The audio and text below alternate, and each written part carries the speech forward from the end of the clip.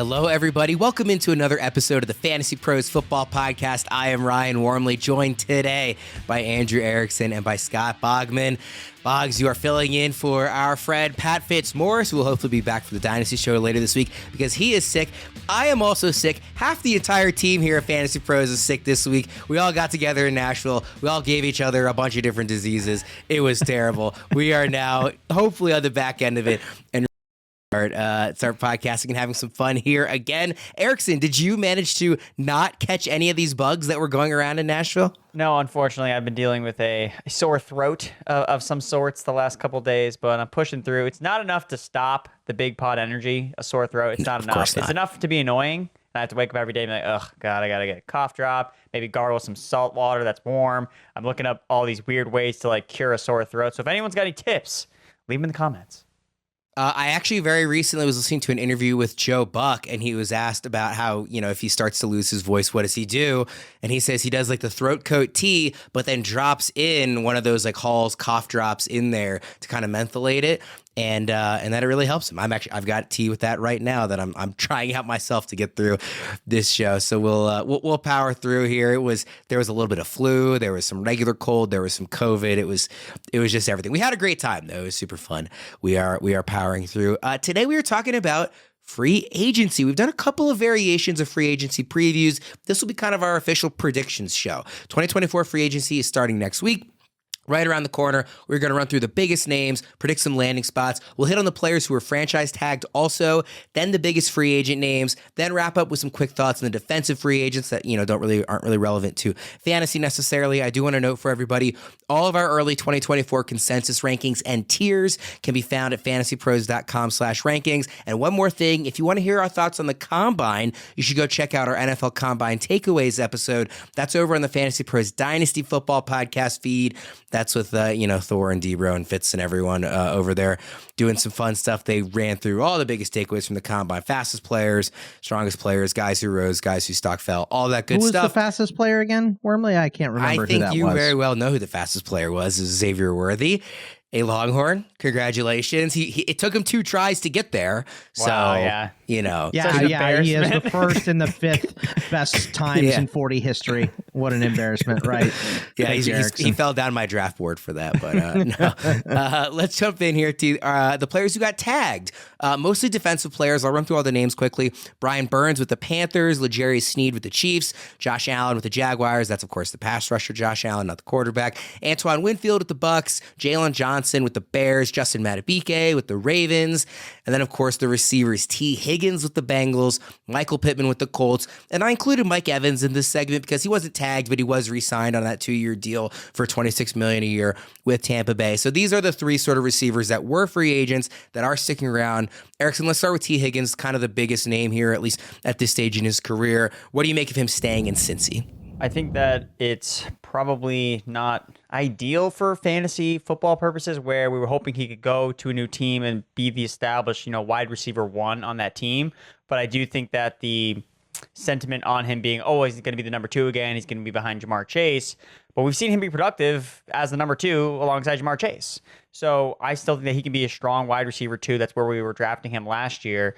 And even though last year it was kind of basically plagued by injuries, like most of the Bengals were. Everyone was hurt, which is why they were very disappointing. But his peripheral metrics were still pretty good. He had 4 games with 20 plus more fantasy points, so he still showcased that ceiling. He commanded a high percentage of the team's air yards, so he's being used downfield. He's actually posted a career high in terms of yards after the catch per reception last year. So he was still efficient. He's still 25 years old. So if you can draft him as a wide receiver 2, I think that's great value. And I think that there's always value with these real life wide receiver 2s on their teams, especially coming off down years. So I do like Higgins. I don't think he's going to break fantasy in any way, shape, or form unless Chase misses time with an injury, but I think he can definitely be solid. And I think will probably be his last year with Cincinnati. I think this is more of a situation where he gets tagged, plays 1 year, and then tries to cash in on a bigger payday, especially after hopefully a healthy season. Bogman, since Higgins got tagged so early in the process, there was some, theorizing that it might be because they're planning to trade him. It seems like that might not be the case anymore, and he will be in Cincy another year. What does this mean not only for him, but does this impact how you might evaluate Jamar Chase at all? Does it impact Joe Burrow? I mean, that would obviously seem to be a positive for Burrow, but how do you see this sort of offense all coming together with him back? Yeah, definitely positive for everyone, maybe but T. Higgins. And I still think T. Higgins, it's fine. I think Erickson is right in the fact that maybe if he goes somewhere and he's the number one, the upside is higher. But it also could have been worse. Like if he took the bag that Carolina threw at him, I don't know that I want him as a number one in Carolina. I think I'd rather have him as a number two in Cincinnati, right? So the landing spot would have depended, but I think this is good for everyone, including Higgins. Higgins is still a stud in Cincinnati. I think he will continue to be. And by the way, hey, look, everyone got hurt last year. Why don't we install the same turf that the Jets and Giants have? Not like everyone on their teams are getting hurt either. So very strange from Cincinnati, but tagging T. Higgins is the right thing to do for them. What about Michael Pittman, Bogman? Do you think that was also the right move by the Colts to tag him? Not quite as established as a T. Higgins, but it's a really interesting offense with this seemingly really high upside young quarterback, but we haven't actually seen that much of yet, and who is not necessarily known as a prolific passer. I think keeping Pittman around is going to be really beneficial to Anthony Richardson. Yeah, Pittman is a perfect type of wide receiver that you want for a guy like Anthony Richardson, who's not exactly accurate or hasn't been in his collegiate career. We didn't get to see him much in the NFL last year. So you want a guy that can go up and pluck the ball out of the air like Michael Pittman. So I think it was absolutely necessary for this team to tag him and bring him back. I think it gives Richardson, and my buddy CK mocked my boy Adonai Mitchell to the Colts in his most recent mock, and I started thinking like Pittman, Mitchell, Downs, Jonathan Taylor, Anthony Richardson. This becomes a dangerous offense if you add another piece right now. So I really like it, and I'm glad that he's back with the Colts for Anthony Richardson and for Michael Pittman. I mean, he's probably going to be a number one wherever he goes, but it's nice to stay where you are and be able to have that same type of success. So hopefully he'll get a long-term deal done, but if not, at least get him another year there for Andy. Yeah, you mentioned all those fun players. You didn't mention Shane Steichen, who's an offensive mind we all really trust and can, I think, do a lot of fun stuff with a group like that. Erickson, Bogman just said that, Michael Pittman would probably have been a number one wherever he went. I'm not sure that that's true, but he's definitely a number one in Indy, right? Yeah, I mean, last year he had a 30% target share. That was fourth highest among all wide receivers. And basically the only reason he didn't deliver more based on his high target share was just a lack of touchdowns. Like, that's really the game you're playing with Pittman. I think that at worst, you're going to get a super high floor because he's going to have a ton of receptions. He's going to be the target leader, receptions leader in that Colts passing game. But let's say he scores 10 touchdowns versus the 4 that he had last year. Like, if you look at wide receivers that are due for positive touchdown regression, Garrett Wilson's number 1 and Michael Pittman's number 2, like, just based on their red zone usage. So if he continues that red zone usage and he has better quarterback play specifically in the red zone, now it remains to be seen if it's going to be Richardson rushing touchdowns, Jonathan Taylor rushing touchdowns. But based on the market sentiment, when you're looking at some of these early best ball drafts, like Pittman goes a lot later, kind of like the expectation is he's not going to score a bunch of touchdowns. So I think that he's a really safe player to draft because the volume is going to be there. And then it's upside for days if he ends up scoring more around that 8, 9, 10 touchdown range if we see Richardson take a significant leap as a passer in year 2. So Bogman, quickly, how about Mike Evans, another guy that we know is staying where he is? We don't 100% know what the quarterback situation is going to look like. We're going to touch on Baker Mayfield a little bit later in this show, but obviously he's been in Tampa his entire career, future Hall of Famer, got a lot of money to stick around for another couple of years. He really needed to be incentivized to not test free agency just a week away, and he was, very thoroughly incentivized with that really nice contract that Mike Evans got. So what do you think about him sticking around with the Bucs? I was surprised, to be honest with you. I thought that he would want to go, maybe ring chasing or maybe just get to a better situation than in Tampa Bay with Baker Mayfield. And, if it's going to be Baker Mayfield, we don't even know who's going to be the quarterback there now that he re-signed and they franchise Antoine Winfield. So, I don't know. Yeah, I'm lukewarm on it. I mean, respect for, playing your entire career with one organization. I think that's cool and all, but I really would have liked to see him in Kansas City or somewhere else where, he's still going to, this system is still great for quarterbacks, but we don't know who the quarterback is going to be. We assume it's going to be Baker, and Evans had a great year with him. So great. Full steam ahead if that's the situation, but if they have to go down to Kyle Trask, what's that going to look like? I just don't know. So I don't know. I'm lukewarm on him going back to the Bucs. Yeah, Erickson, this is one where I'm right there with Bogman because everybody was talking about like the fit with the Chiefs was the big example, but any of these contenders really could have used a Mike Evans on the field. And for as much as Tampa Bay maybe surprised last year and impressed people relative to expectation, it doesn't feel like they're contenders. And so that would have been really fun to see Evans there. But also it is really cool to see a guy. I mean, you don't see it as much anymore to see a Hall of Famer stick with one team his entire career. I mean, even Tom Brady left New England, right? I mean, everybody leaves eventually, usually at the end of their career. So if Mike Evans doesn't end up doing that and actually is with Tampa Bay until he retires, that's a pretty fun, nostalgic driven story. But again, would have been really fun to see him on a contender. What do you think about it, Erickson? Well, maybe the Tampa Bay Buccaneers think they're contenders. I mean, they did win the division last year. They were better than their division. It's still bad. Like the Falcons, the Saints are still trying to figure out what they're doing at quarterback. Carolina's trying to make Bryce Young a thing. So, I mean, if you're can it be as bad as it was last year, Erickson? If you're Tampa Bay, you're like, I mean, we have to find ways to stay. I mean, they won a playoff game last year. Yeah. It was against the Eagles, but look, maybe they were close against the Lions too. They were a good team last year. Exactly. And if you don't bring back your best player, then that's basically throwing in the towel. He's like, so what was the point of last year at all? Like, you got a good view of Baker Mayfield. Okay, when Baker Mayfield has Mike Evans, okay, like we can be good. He can be an above average quarterback. And if you have an above average quarterback, you can win games in the NFL. So I think the move is really smart. I think it almost guarantees that Baker Mayfield's coming back. I can't imagine they're like, yeah, we're going to sign you Mike Evans, but then we're not going to bring back your quarterback. It's like, dude, you can't do this to me 3 years in a row where it was Brady, then he's gone, and then it's Mayfield, then he's gone. I mean, Mike Evans, if anyone can do it, 1,000 yards with literally anybody, it is Mike Evans because he's done it every single year of his career. So maybe it doesn't matter, but I would say that this is also probably an indication that Baker Mayfield is going to come back to Tampa Bay as well. Worth noting, obviously Dave Canales was hired, to be the Panthers head coach. So a little bit different looking offense, in Tampa Bay, regardless of even if both Baker and Mike Evans do return. Get in on the action with DraftKings Sportsbook, an official sports betting partner of the NBA. New customers who deposit $5 or more can get a no-sweat bet up to $1,000 back in a bonus bet. Kings-Lakers in LA is the most evenly matched game on tonight's slate. Lakers are laying 2 points at home. The total is set at 238.5 on DraftKings. However you plan to bet tonight's slate, bet with DraftKings. Download the DraftKings Sportsbook app now and use code FANTASYPROS. New customers get a no-sweat bet up to $1,000 if your first bet loses. Only on DraftKings Sportsbook with code FANTASYPROS. The crown is yours. Struggling to get through reads with the sickness. I can feel it already. Let's jump into the top free agent skill position players. We're going to hit on a couple of quarterbacks, a bunch of running backs because there's a lot of big names, and then a few wide receivers that did not get tagged. Not really going to touch on any tight ends because there aren't really that many big name fun ones. Zach Ertz did as we're yeah, that's true. I already re-signed, and Zach Ertz. Not that he's a big name anymore, but he did just sign with the Commanders. Cliff always gets a guy. Yes. So let's dive in. We'll start with the quarterbacks here. Kirk Cousins, kind of the biggest name. Obviously coming off the Achilles injury. Obviously he's 36 years old, but is the most established of the quarterbacks on the market.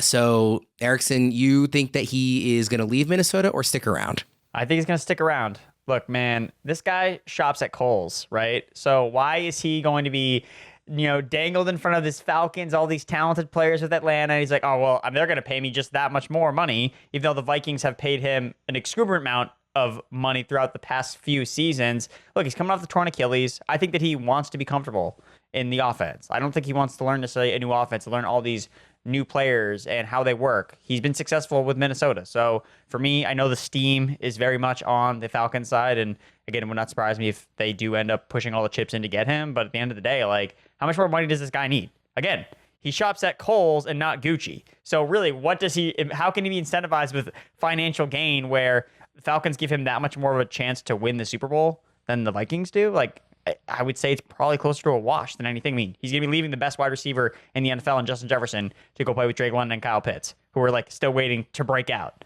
So for me, I'm going to say that he stays in Minnesota.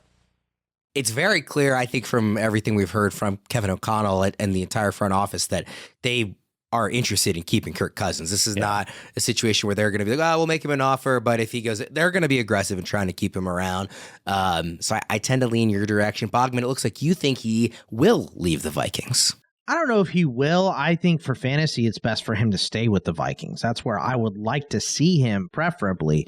But I don't know. There's a lot of rumors right now that Atlanta is kind of the thing. And, I don't know if every rumor that Florio gets is trustable, but they kind of say that he's been looking at schools and houses, which, by the way, if you're a free agent, you should do that due diligence anyway to see, like, if I do have to go to Atlanta because they just offer me too much money, where can I put my kids and all that stuff. But there's also been talk about him speaking with Kyle Pitts about the number 8 as well and everything. And, Arthur Blank is not getting any younger. He wants a title, and he has watched some miserable quarterback play over the last few years. So I think he just might say, just back up that Brinks truck right on top of Kirk Cousins. He can buy all the chains, and he can own some Kohl's with all the money that we're going to give him.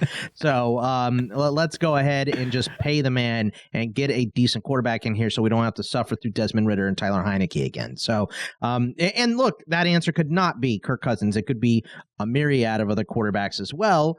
But I think that Cousins is the best on the market, so let's go pay him. I think Atlanta wants to do it, so I think they're going to try. Yeah, I think the way you frame it is important because I do think it's best for Kirk Cousins' fantasy value to stay in Minnesota. Yeah. But as a fantasy manager in general, I'd rather see him in Atlanta because Justin Jefferson is going to be good regardless of who that quarterback is. I think Jordan Addison will be good regardless of who that quarterback is. We've seen that Kyle Pitts and Drake London, and to a degree, Bijan obviously he does in a different way, do need a better quarterback for that offense to really hum and be good. I'm a really big believer in Zach Robinson. I think that offense can take a huge step forward if they get the quarterback right. So as a fantasy manager in general, I think it impacts positively more players if he goes to Atlanta, even if it might be a slight downgrade for Cousins himself. I want to actually skip to the third quarterback we were going to talk about because, Erickson, you have Russell Wilson going to Atlanta as your prediction. Yeah, I mean, he's better than any quarterback they have on their roster as it is right now, and he's free. Like, he costs no money. So the Falcons can bring him in. They can bring in another quarterback. They can draft a quarterback. They can do whatever they want. Like, Russell Wilson, whoever adds him from free agency is getting a guy that they don't have to pay their contract. I mean, the Broncos are on the books for his contract over the next 2 seasons, essentially, because all the dead cap that they're eating. So, yeah, I mean, look, Russell Wilson, the last time we saw him play well in any way, shape, or form was under Shane Waldron in some of his last seasons in Seattle. And Shane Waldron stems from the Sean McVay tree, which obviously was where Zach Robinson came for. So if I'm Russell Wilson, like, I want to go somewhere where I can have success. And in this offense versus what he's had the last 2 years with Nathaniel Hackett, which was a disaster, and Sean Payton, which I don't think that offensive system never really meshed well with what Russell Wilson does successfully. So I think that he would be in a better fit system-wise in Atlanta. And obviously, we talked about the weapons. There are weapons galore in Atlanta. So yeah, even though I don't think it would nearly grab headlines aggressively if it were Kirk Cousins, Russell Wilson's still an upgrade over guys like Desmond Ridder and Taylor Heineke. I mean, Cortland Sutton had double-digit touchdowns last year. Like, we're begging for Drake London to get anywhere near that. So Russell Wilson can at least do that. So that's where I think he's going to go as Atlanta. Boggs, where do you see Russell Wilson landing? I mean, I have no idea. Who wants this circus? I mean, the Steelers. Should he land anywhere? Like there's Erickson, knock it off. There's a strong case to be made that he shouldn't land anywhere. Like, is he one of the top 30 best quarterbacks? I don't know. I'm baffled every time I look at the odds, and it's like Russell Wilson minus 225. But the odds are on the Steelers because people will bet on it. Like, and so Vegas is like, here, we'll give you the best odds. We're taking all this money anyway, so it doesn't really matter what odds we give you. So let's lower it. Who cares? Look, he's not going to go to Pittsburgh, I don't think, unless they just are, decide Kenny's done. And Mason Rudolph's not going back because that would split the locker room as well. I don't know. Like, who wants this circus? Who wants all of this? I think a big thing, I'm going to pick the Giants here for this exercise because a big thing that I heard was buyer's remorse. Rich Eisen talked about it, how the Giants are regretting this enormous contract that they've given Daniel Jones already. And if you think Daboll is your coach and you're going to stick with him, then give him somebody else. It can't be Tommy DeVito behind him. It can't be Tyrod Taylor. So give him a chance. You don't have to pay him. Like Erickson mentioned, he's already making $39 million from the Broncos this year, so he's going to take a veteran minimum contract. So give him some competition in New York and see if he wins the job outright against a guy who's getting paid. He's done that before with Matt Hasselbeck. That's how he got his starting gig initially. So I think it could happen, but honestly, I really have no idea where Russell's going to end up because I have no idea who wants the circus. I picked New York because New York is already a circus, so who cares? You're just adding some more in here, so whatever. But I really have no clue where Russell is going to end up. Yeah, not that we're big believers in Daniel Jones, but I like him going to the Giants better than Atlanta because there's another option in New York. Like if he goes to Atlanta, he will be the starter. And I don't know that he's capable of that anymore. Like maybe it was just that the Denver thing was so bad and Sean Payton hated him and it was just never going to work. And maybe there is sort of a late career resurgence here on the horizon for Russ, but he was so bad. Yeah. So bad his 2 years in Denver that it's really hard for me to imagine it kind of coming back, even with a place like Atlanta has a bunch of weapons.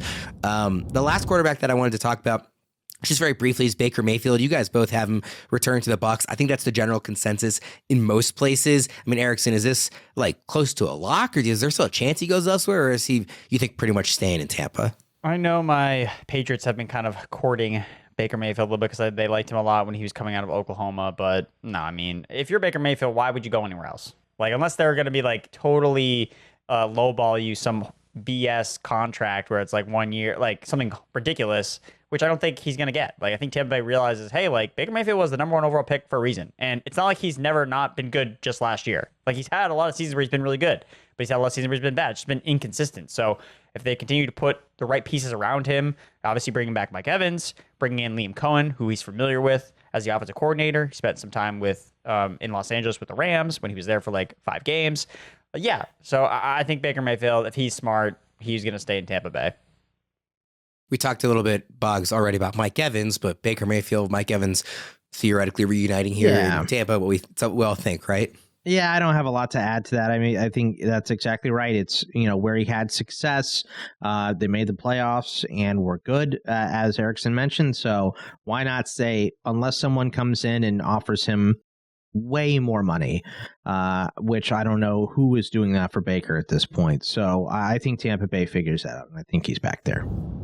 If you guys are anything like me, you have had plenty of terrible experiences buying tickets. I've been to so many games over the years where the ticket buying experience was so bad, I almost didn't even bother going to the game. Hidden fees that raise prices by obscene amounts, not to mention when you can't even tell if you can trust the seller, how good the views are from the seats. Then, of course, there are never any available deals to make it a little more affordable. Thankfully, Game Time is here to solve those problems. You shouldn't have to worry when buying tickets, and with killer last-minute deals, all-in prices, views from your seat, and their best price guarantee, Game Time takes the guesswork out of the ticket buying process. I was on the app earlier this morning. It really stood out just how easy it is to navigate. The ticket buying experience is smooth. It's immediately clear which tickets are the cheapest, where exactly those seats are, and at the top of the screen, I can even see flash deals to make sure I'm getting the absolute best price. Game Time is the only ticketing app that gives you complete peace of mind with your purchase. See the view from your seat before you buy, so you know exactly what to expect when you arrive. All-in prices show your total up front,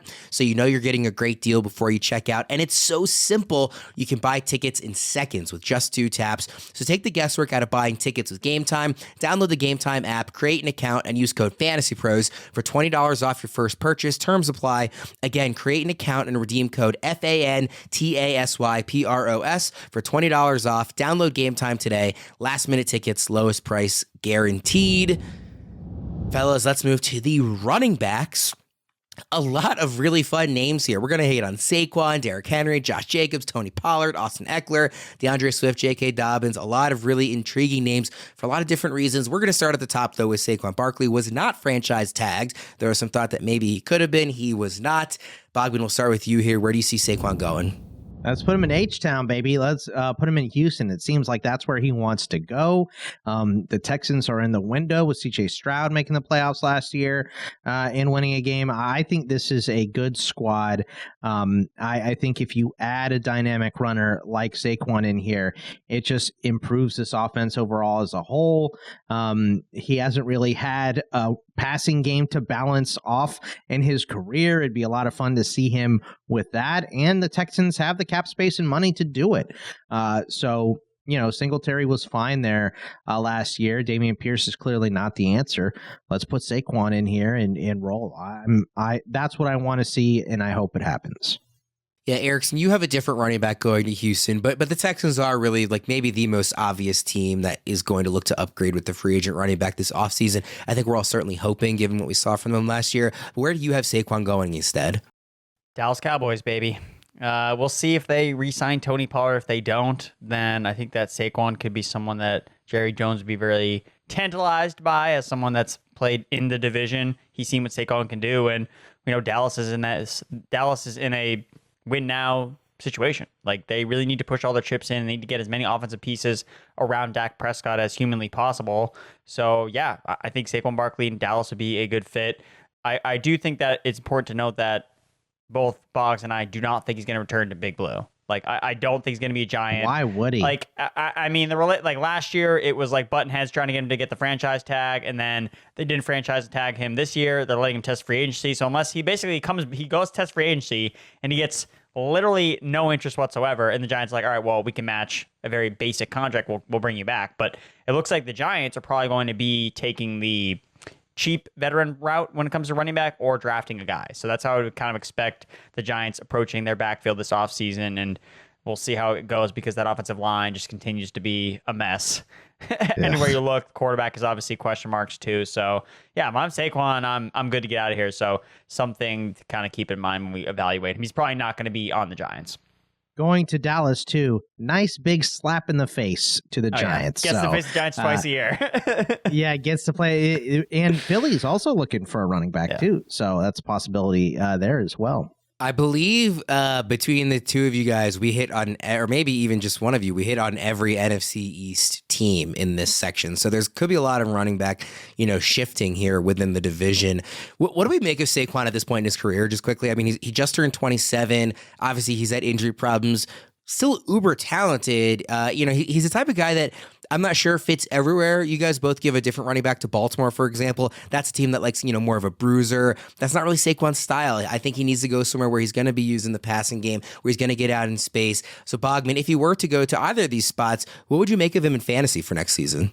I mean, I think almost anywhere is a positive for him, where he doesn't have 9 men in the box and a terrible offensive line and no playmakers in the receiving game. Like, I think anywhere but New York is an upgrade for him. So I'm excited to see him just get out of there. And, this is a guy that's up for Walter Payton Man of the Year and just kept getting an enormous amount of crap from the media as well. Like, he needs to get out of there. So anywhere he goes, I think is an upgrade over New York. Erickson, let's move to the next running back here. Derrick Henry, you guys both have the same destination, which is? Baltimore Ravens. Your Baltimore Ravens, Worm. My Baltimore Ravens. I mean, by the way, Wormeli was like, if you guys have the same spot for these guys, it's okay. I wonder why, Wormeli. I wonder why. I mean, I just think that it's perfection. Like, come on. We get the Heisman backfield back in Baltimore, made famous with Mark Ingram and Lamar Jackson. Now we get Derrick Henry and Lamar Jackson. They already talked about trying to trade for him last year, and then the Tennessee Titans owner was like, no, we're not doing this. We're going to keep Derrick Henry for a couple more games and then do nothing and not make the playoffs or whatever. Yeah. So it's just a perfect fit. Like, in the way that they run the ball, the fact that all the Ravens running backs, all they do is get hurt all the time, get a tight double man who seemingly never gets hurt. Like Derrick Henry in Baltimore. Again, he was second in the NFL in rushing yards last year. Like, we're viewing Derrick Henry as this guy, he's 30, he's old, he's washed up. Look at all his metrics last year. He was a top 10 running back across the board. So, yeah, maybe he's not the same Derrick Henry at his prime, but when you compare him to just like an average running back in the NFL, he's still better than the majority of running backs. So I think he would be an absolute monster in Baltimore. Even if he doesn't catch any passes, I don't really care. Like, I don't know how teams are going to They don't really care. They never throw it. When Lamar doesn't dump it off, he just takes off. So they don't care if you catch passes or not. We could get 15 touchdowns from Derrick Henry, another 1,000 rushing yards, and you're telling me he couldn't be an upgrade over Gus Edwards, who already got a dozen touchdowns last year? Like, my only thing, and Boggs, I'll throw it to you in a second on Henry. My only thing against Henry in Baltimore, it would be super fun to see. I hope they are able to make it work. This is a team, they just franchise tag Madubuike. They don't have a ton of cap room, until such time comes that they maybe are able to get a long-term deal with Madubuike. They are kind of up against it on the cap. And there are a lot of running backs in this class. There's not a Bijan, there's not a Jahmyr Gibbs, but there's a lot of guys who I think can fill a role. I know he didn't have the best combine. I've been a big fan of like Audric Esme, for example, who can fill kind of that type of role that the Ravens are looking for. at a much, much cheaper cost than Henry. The other thing is, like, I know he's broken all the rules his whole career. At some point, like, he is going to fall off the cliff. You don't want to be the team left holding the bag. Again, it would be so much fun to see happen. And I think he'd be an absolute, like, monster. Even if he does take a step back, he would be an upgrade over Gus Edwards. But there's some, I think, reason maybe throw a little cold water on it. Bogman, what do you think about Henry in Baltimore?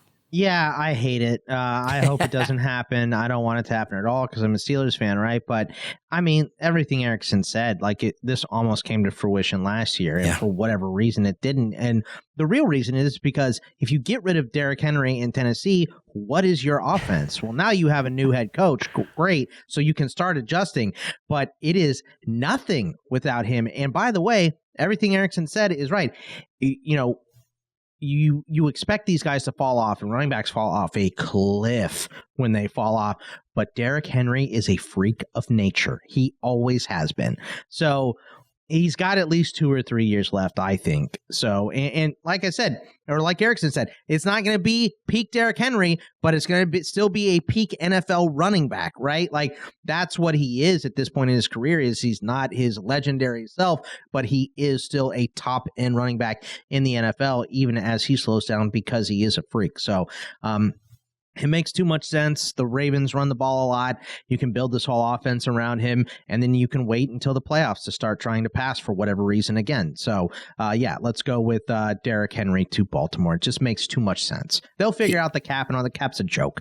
They'll figure out all that stuff. It's not real. He is the exception to every rule in terms of aging and volume and workload. Like, it is easy to pay, like I don't know that he's a Hall of Famer, but like Hall of Famers always age differently and a little more gracefully. Like, he is in that ilk of like such a freak of nature where you would think, like, again, the rules just don't seem to really apply to a guy like Derrick Henry. And oh my, like, how much fun would that be, just him and Lamar in the same backfield? I mean, I know I tried to throw cold water on earlier. We saw Mark Ingram at age 30 be like a top 5 running back in the Ravens offense.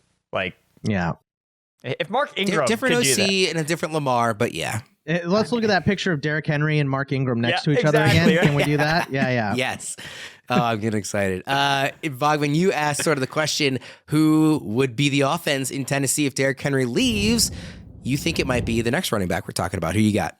I got Josh Jacobs going to Tennessee, and you have to fill this hole. And I like Tyjae Spears. I think he's good, but I do think he is a B back in the NFL. I don't know if you want him to get 20 touches a game. Josh Jacobs can do that, and Josh Jacobs also works with new offensive coordinator Nick Foles from, he was with the Raiders staff from 2012 to 2021. So they do have a relationship there as well. And I think if you have a young quarterback in Will Levis, you don't have a lot of targets for him. Maybe that's what you do in the draft. Maybe you take an offensive tackle with that first pick. I think they'll go with the wide receiver because that's what we saw the Titans do before, but you need another weapon in there. You need a running back to bounce this game off of, exactly like the Bengals had with Joe Mixon. So I think Josh Jacobs going there and being a high volume running back still with a guy like Spears in that backfield as well, as they work on, the talent at wide receiver and the talent on the offensive line. I think it would be a good move for the Titans to make when you're losing a legend like Derrick Henry. Get a guy that's a little bit younger. So I think Jacobs to Tennessee makes a lot of sense. Erickson, where do you see Jacobs landing? So I actually like Jacobs to the Houston Texans. So either way, I think the Texans are like the number one candidate of adding one of these prize free agent running backs that have a lot of salary cap space. And you saw what what this offense can do within that 49er scheme when it has like a Christian McCaffrey-esque type of player, a running back that never has to come off the field, that can catch passes, that can be electric in space. So I think Barkley kind of checks off those boxes for that. And I think Josh Jacobs does too. But for me, I'm looking at Josh Jacobs and the connection that he could possibly have with the Houston Texans. Look, Nick Caserio, the GM for the Houston Texans, he's obsessed with guys from Alabama. Look at who he drafted last year. Look who he's drafted the last 2 years. All this guy does is draft guys from Alabama. And their head coach. And exactly. D'Amico Ryans, where does he come from? Alabama. Where did Josh Jacobs go to school? Alabama. So I think that's a real driver for some of these players because of the system they're coming from, how he's brought up, and how effective he's been at the NFL level. So that's one of the reasons, looking for connections of why the Texans could be high on Josh Jacobs. Hey, this Alabama running back we really like. Let's bring him in. I think he can be the final piece for our offense to kind of take us to the next level. And kind of as a final connection here, connecting the dots, as I absolutely love to do when it comes to NFL free agency. Look, Ben McDaniels, Josh McDaniels' brother, is the wide receivers offensive passing game coordinator for the Houston Texans. So if there's anyone that knows about using Josh Jacobs the right way, it is Josh McDaniels. He's a bad head coach, but he's a good offensive mind. Like, that is true. Both think he can be a terrible head coach and still be good at offense. Both things can be true.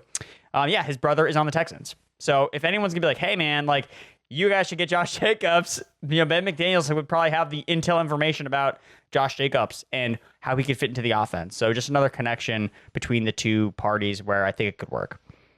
I did not expect anybody to be defending Josh McDaniels on this episode today, but I guess it wasn't me. I guess it would be the Patriots fan if it was going to be. Dude, I mean, if we had not let him go to the Raiders, Mac Jones would still be the quarterback. Is that what you want? I don't know. I do want to ask, I feel like Josh Jacobs should be the most coveted running back in this free agency class. Am I right or wrong in that, Bogman? I like Derrick Henry still. I Okay. think you're what do you right. think, Erickson? Yeah, I mean, Jacobs is only 25 years old. I know he's coming off a bad year, but he was coming off a year where he led the NFL in touches. And just look at the track record. If you lead the NFL in touches, you're going to be worse the next season. It's like an almost like guarantee. So again, he's still super young. This is the best free agent running back class in NFL history, by the way. It's not close either. And this is the most amount of good running backs that are available on the market. And it's funny because it comes probably at the worst time because the draft is arguably one of the worst classes of rookie running backs coming in. So that's something to kind of keep in mind when we're steaming up all these rookie running backs for running 4.52s at the 40-yard dash. There's not going to be a lot of partners to dance with when free agency finishes. Like, all these RBs are going to find homes, and we're going to be like, so what's a good landing spot for this rookie running back? Like, there may not be none left. So it's like they all have to then rise above certain backfields. So don't be too aggressive drafting some of these rookie running backs in some of these early best ball drafts. If you need new tires for your car, Discount Tire is your go-to. They have exceptional service, and you get a 30% shorter average wait time when you buy and book online at discounttire.com. They have this really cool feature called Treadwell, which is an online tire buying guide that gives you transparency on tire performance, as well as personalized recommendations based on your location and driving habits. Discount Tire is also the largest independent tire retailer in the country, so it has the biggest selection of tires and wheels. And here's a pro tip from the experts at Discount Tire. You can prevent wear and boost gas mileage by keeping your tires properly inflated. Tire pressure supports the weight of your vehicle and is important to check for safety. So if it's been over a month since you last checked your tire pressure, stop by one of their local stores for a free tire safety and air pressure check. Discount Tire, let's get you taken care of. We've got a handful of more running backs here. We've got Tony Pollard, who we briefly mentioned earlier. Erickson, where do you see Pollard going? Philadelphia Eagles. If he doesn't return to Dallas, which I do think is still in the cards, but if he doesn't go there, I think it's going to be, we're swapping out running backs in the NFC East. You know, we're going to have this guy go here, this guy go here, this, because all the running backs were like good, but like not perfect. So it's like, let's all switch him up. So let's send Tony Pollard to the Eagles. He'll reunite with offensive coordinator Kellen Moore.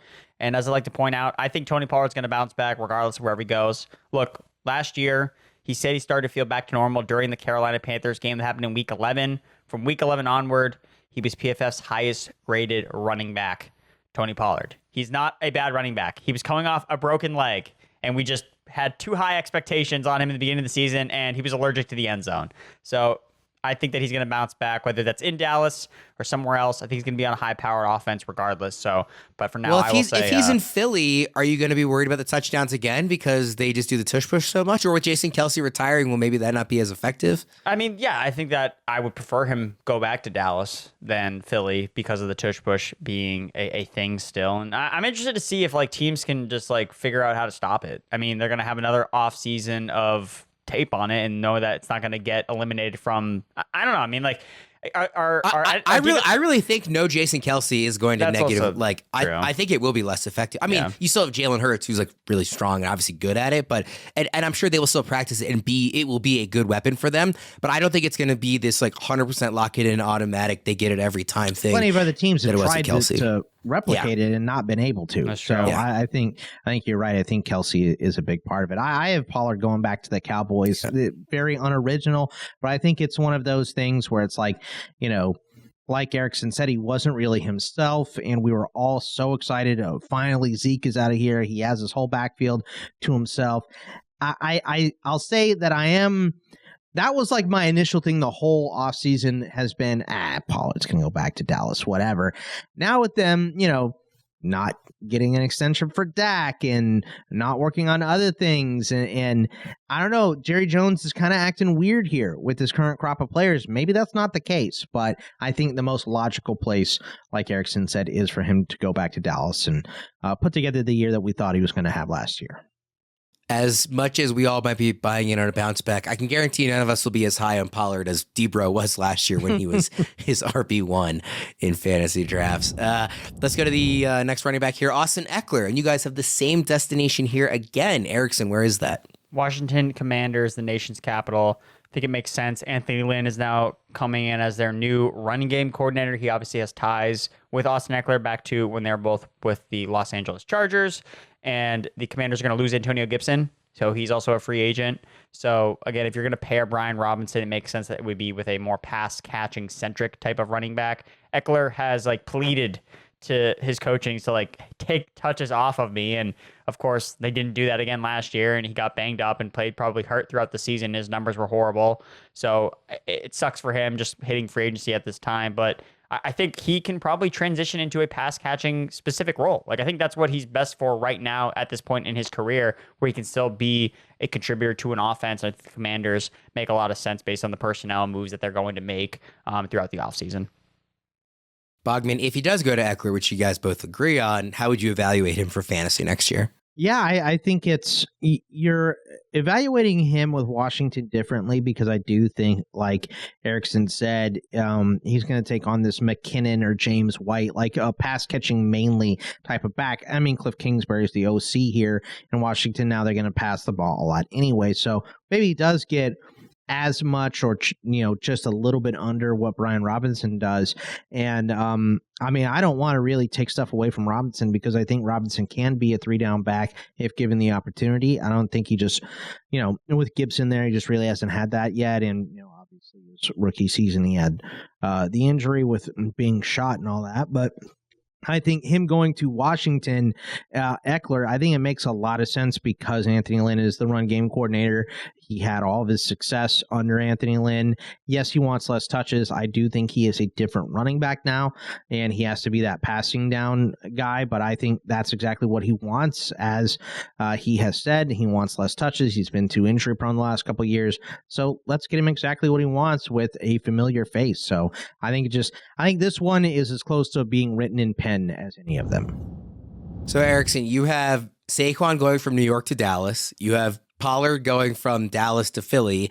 You have DeAndre Swift going from Philly to New York. So again, this, shuffling of the board in the NFC East continues here. Talk to me about Swift with the Giants. My running back musical chairs, as I like to call it, in the NFC East. I think it's Swift. I don't think it's going to command as much money as some of these other more marquee names, even though I don't really think the talent drop off with Swift for some of these guys is that significant, but there seems to be a stigma around DeAndre Swift where this guy's always hurt, he's an incomplete back, he's not tough, even though last year he was putting up basically career highs across the board when it came to rushing. Now, didn't have the touchdowns because of the tush push, and he obviously suffered when the Eagles offense fell apart in the second half, but in the first half of the year, he was lights out. I was like, oh my God, why was I not higher on DeAndre Swift? He's in this perfect offense behind an elite offensive line. He's going to be a monster, and he was, until things kind of fell off, and he didn't have any touchdowns to kind of bolster the lack of production there on the second half of the year. So I think Swift is still a good running back. Ideally, I'd like to see him somewhere else than the Giants because of their offensive line problems and their offensive issues as well. And again, we've seen running backs leave the Eagles and struggle behind lesser offensive lines. Miles Sanders. So that could be the fate for DeAndre Swift potentially if he does go to the Giants. But again, just hitting this home, whether it's Swift or not, the Giants are going to be players in the running back market, in free agency, in the NFL draft.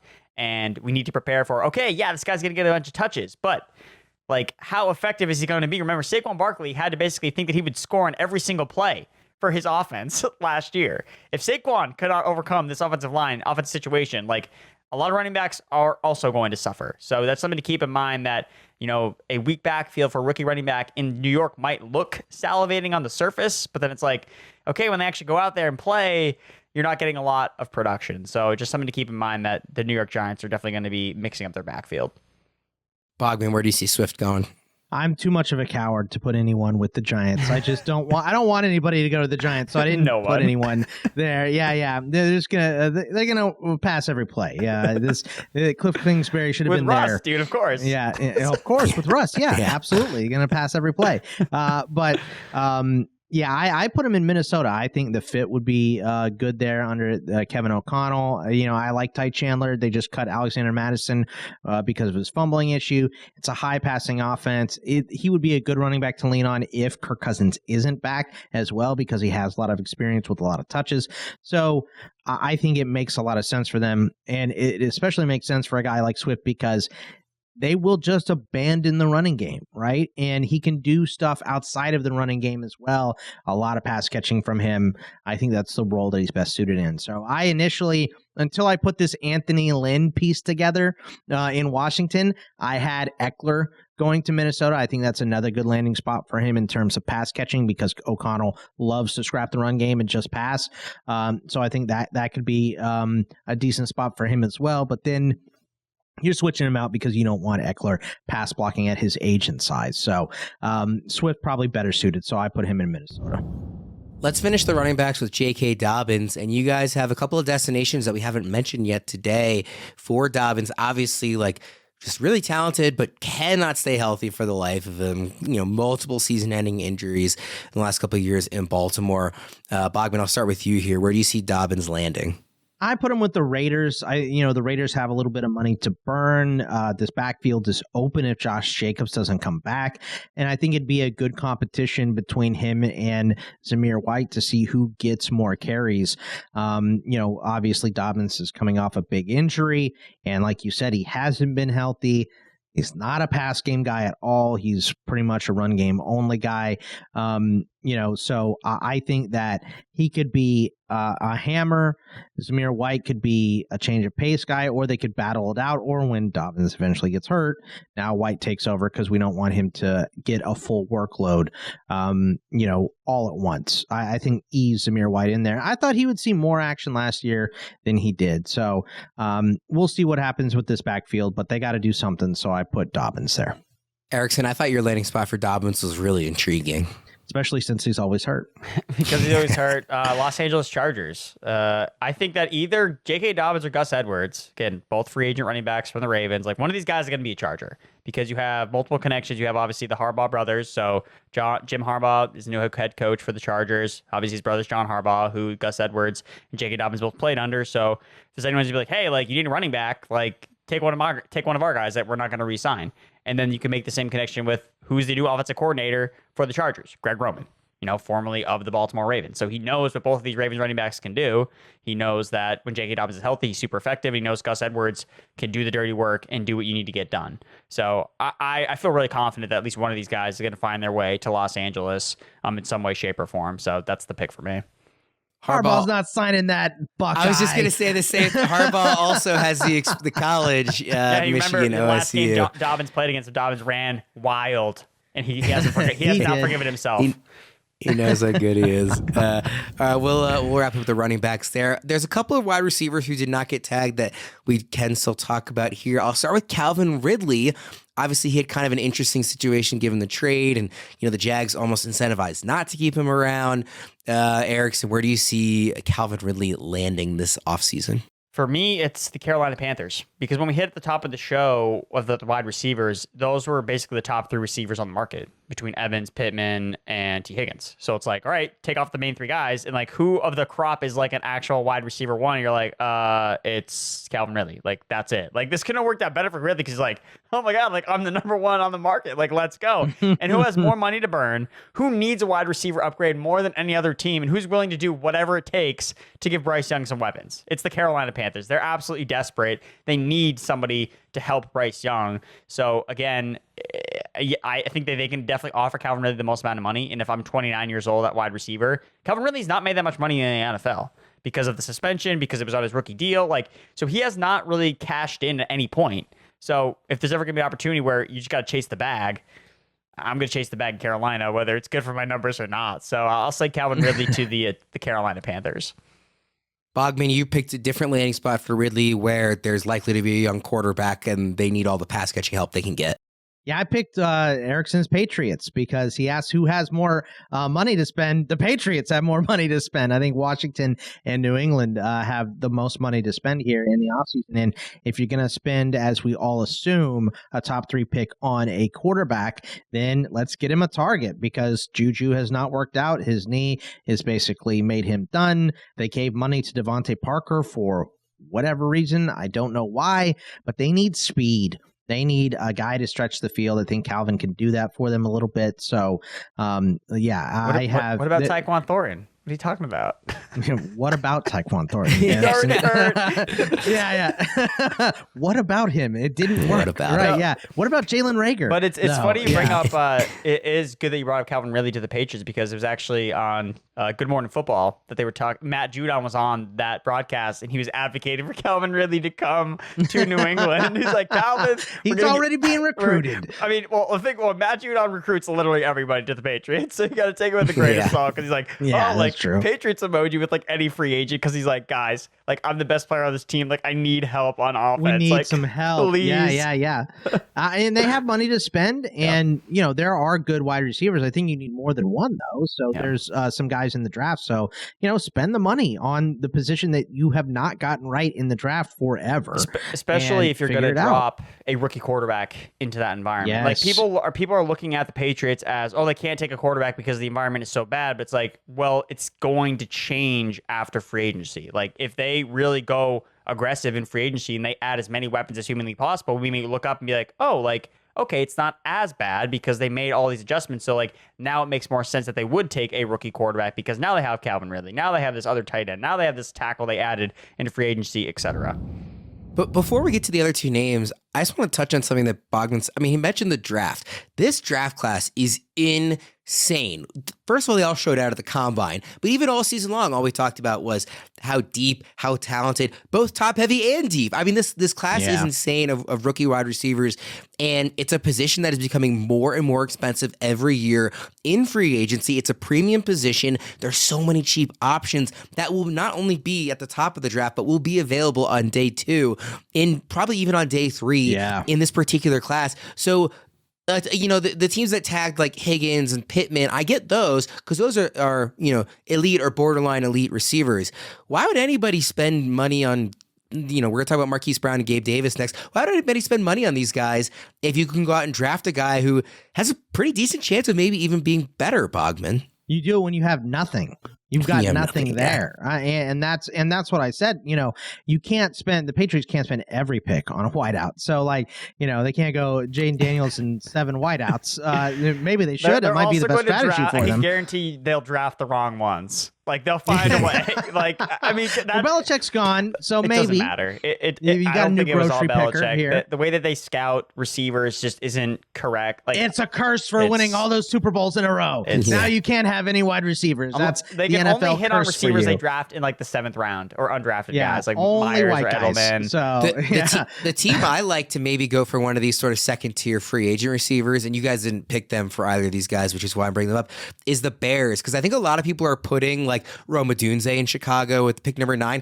I don't think Rome's getting there. I think he is that good. Trade up to get him, and if he doesn't get there, if those top 3 guys, who the Bears would obviously take any of them, if they don't fall to 9, I do think that is a little too early to take sort of the next tier of the rookie receivers. So I could see them saying, listen, we need somebody to pair with DJ Moore, to be there for Caleb Williams, who we assume they're taking. So maybe one of these free agent guys, but there's a lot of teams that need receivers that are in good spots to draft them, is my point. So I'm really curious to see what the free agent market ends up looking like, since these are sort of the tier 2 guys. Let's quickly touch on those. Marquise Brown, Erickson, I'll start with you. Where do you see him landing?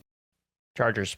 Look, the Chargers have desperately needed this one thing on offense that for some reason they just never want to address, is speed at wide receiver. Like all they do is draft like basketball bodies at receiver every single year, and it doesn't work. And it's like, wow, like we have Justin Herbert, like let's get him speed, and then they draft like kick returners like in like the 6th, 7th rounds of drafts. Like this will work, and it doesn't work. So look, again, he's familiar with Greg Roman, so another player that. Yeah, but that's not a good thing. He asked out of Baltimore because of the Greg and then he went to Roman Arizona offense. and got hurt a bunch. I don't know what his market's going to be like. I was really surprised by this pick because it wasn't because of Lamar. He specifically wanted to leave because of the Greg Roman offense. When you don't have a lot of options, Warren, you have to go somewhere where someone will give you a contract. So it's like, I don't want the Patriots to sign Marquise. Like why is he someone that should be like heavily sought after? Again, I've heard that he could just re-sign with Arizona, for a 1-year deal, and he's gonna then take a back seat to whatever rookie receiver they end up drafting in the first round. So I still think the Chargers need speed. So again, I wouldn't necessarily, even with Greg Roman there. I think there's still a connection. I mean, Marquise Brown was productive with the Ravens. They didn't throw the ball enough. That was his issue. But you also have Justin Herbert. I know they're talking about running the ball a ton too. So yeah, maybe that's a reason why it's not Marquise Brown to the Chargers. But look, beggars can't be choosers. Marquise Brown is not exactly put on elite tape where it's well, I get to pick from all the best teams that want me. I wouldn't say no to him coming back to Baltimore now that it's Monken instead of Roman. On a smaller deal, I wouldn't spend up big for him. Bogman, what do you think about Hollywood? I put him in Tennessee. I think they're just wide receiver desperate there. Of course, I do think they're going to draft a playmaker, whether it's Bowers or a wide receiver with their first pick. But they have to spend a lot in the draft on the O-line. They have a lot of replacements that they need at the linebacker position. They have whiffed.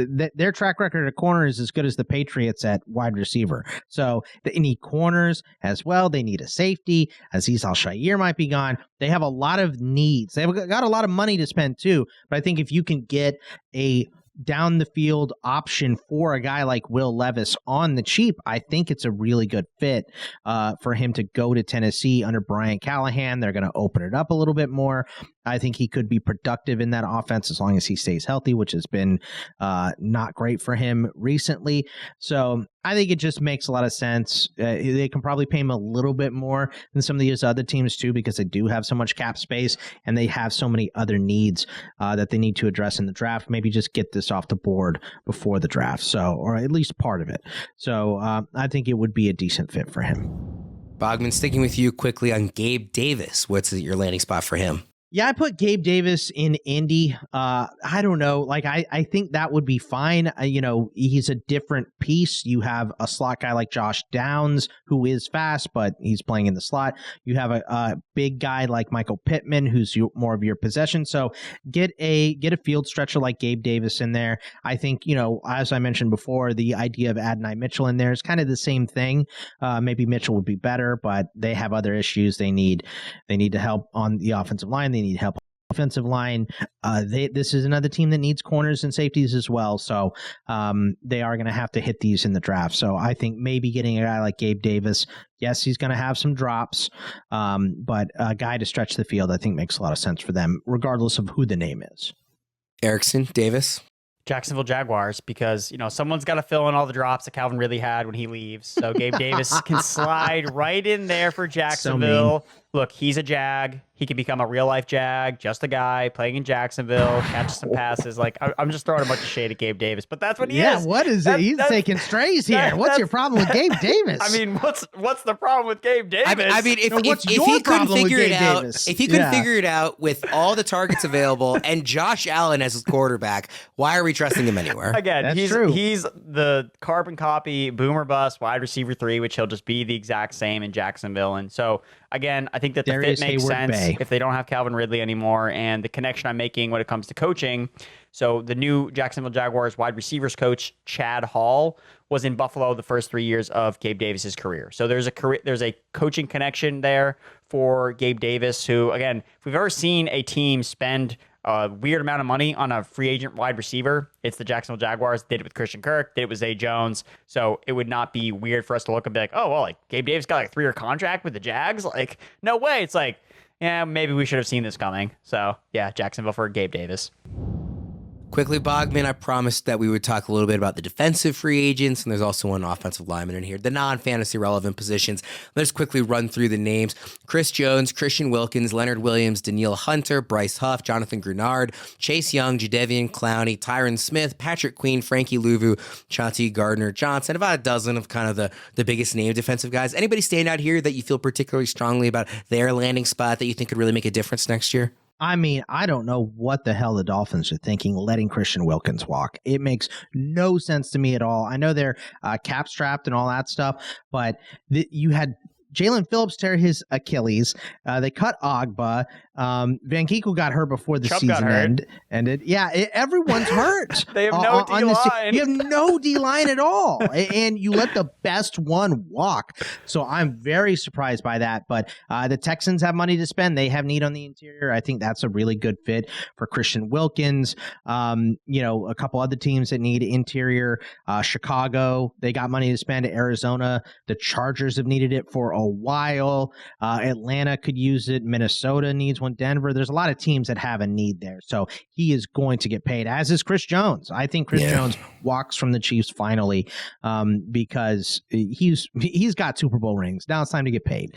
So I think he's going to go take the bag from someone who offers it to him. And Patrick Queen is a big one too, because it was like Patrick Queen waited until he was a free agent to finally play well, right? I know you were frustrated by him, Worm. A lot of Ravens fans were frustrated by his play as such a high pick. And then it comes in, oh, well, here's Roquan Smith. He really, I don't know if he taught Queen how to play better, or he was in a better position, whatever it was. He played great. He's going to get paid as well. There's plenty of linebacker needy teams, including Washington, I think, is a good fit. Seattle has everyone's a free agent there. Pittsburgh. Seattle makes the most sense. with Mike McDonald there. To your point, Queen better send like 5% of his new contract to Roquan because he's not getting paid without Roquan coming over. Yeah, and the rest of these guys, it's really a crapshoot. It's going to be a lot of, these positions aren't as deep in the draft. The corner is super deep, and the draft wide receiver is super deep, but interior, the defensive line is not. So these guys are going to get into a bidding war. Edge is okay.